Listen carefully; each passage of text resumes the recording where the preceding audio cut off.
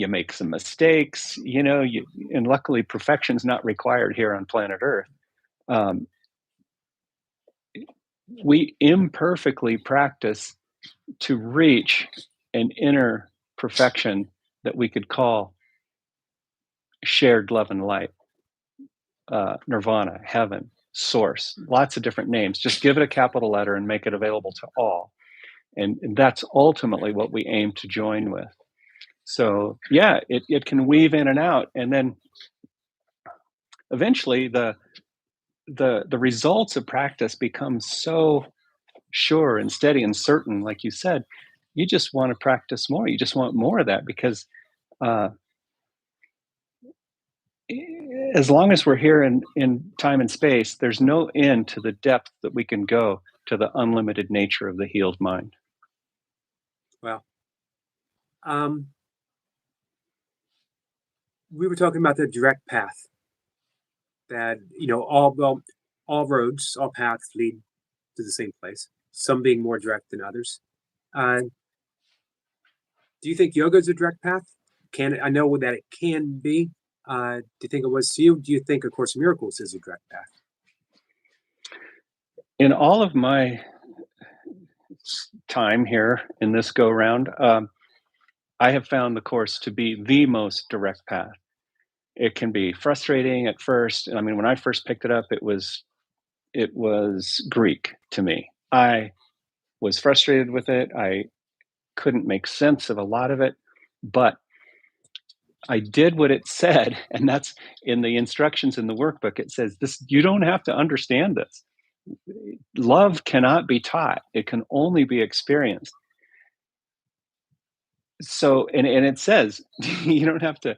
This doesn't have to make any sense to you. Just trust and do what it says. And some of the workbook lessons at first are wild and crazy, but then with time and practice, you come back and it all begins to add up, and it makes so much sense. The Course is a living document. It If you keep coming back through it again and again, the words and the understanding evolve as you evolve. It's beautiful that way. I think it is the greatest literary masterpiece of all time. Now, is yoga a direct path? I would say once you make a gentle inner commitment to a spiritual discipline, whatever it is, it becomes a direct path. And what makes it more direct, what makes any path more and more direct, is the ascribing it to a mind training, ascribing it, letting it become a way of undoing the obstacles and blockages that limit the mind from the awareness of love's presence. Does that sound like yoga? Does Yeah, undoing the blocks to the awareness of love presence, which happens to also be the goal of the Course. right? So, and I think if you go through the Yoga Sutras and set the body aside, and the Yoga Sutras were really written for the mind. And if you look at it from that mental perspective, you'll see how similar they are, along with, like you said, the Bhagavad Gita and many other spiritual disciplines. Right. I've found that the course puts you right there when you are asked to forgive. When you finally get what forgiveness is as offered by the course, that it's not Yeah. the traditional. It's really like a Zen satori. It's instant awakening because I am either seeing someone as divine light, I'm literally seeing them as Christ, or I'm not. If I put myself in that situation where I sincerely wish to see them that way and wish to forgive so that they are free and that I am free, I'm as awakened as I think I'm ever going to be. Hmm.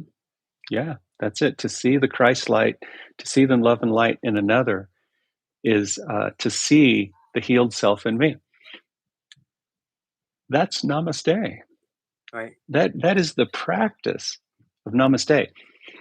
We throw the word around, and it's easy to throw the word around like a lot of words, but to genuinely when you have a namaste, to genuinely let it be a gentle practice that is nothing more than I desire to see the sameness, to see that my brother and I, or my brother and sister and I, share the same interest. In a world of separate bodies, no one shares the same interest. We have different likes, we eat different kinds of food, we live in different places, we do different things, we have preferences, dislikes, like there's nothing shared in form. It's impossible to share, like how could I share this roll of tape? If I give it to you, now it's yours. Once it leaves my hand, it's yours. So the idea of sharing, in truth, to truly share, only be done through spirit. And that is nothing more than the desire to see that our interests are the same. Beyond the likes and dislikes, beyond the worldly distractions, beyond the body, beyond time and space, there is a shared interest, which is our reality, perfectly one. A oneness joined as one, as the Course describes. And I love that thought of practicing namaste, not just offering it as a salutation, not as closing out our yoga class, but literally,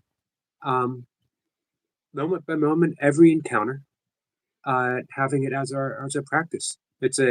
It really is 24/7 forgiveness. It is. Yep, that's what it is. And what am I forgiving? I'm not forgiving the idea that someone did something to me. I'm not forgiving the idea that someone violated another. That's what the Course calls forgiveness to destroy.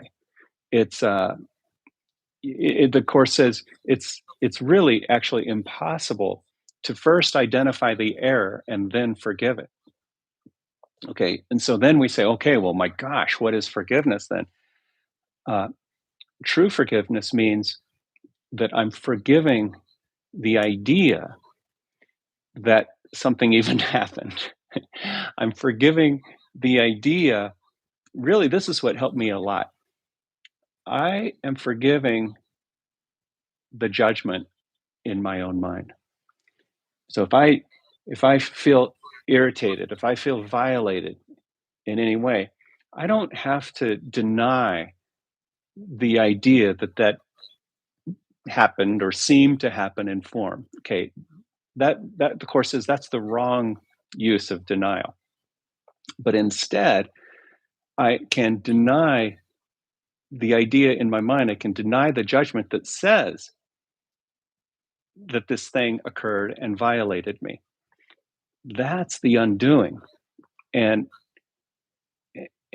and that creates the space for spirit to come in, uh, and and actually do the forgiving.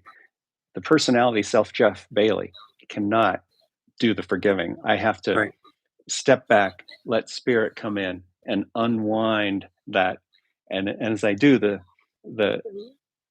we tend to smile a little more. The peace now starts to come in, and we join.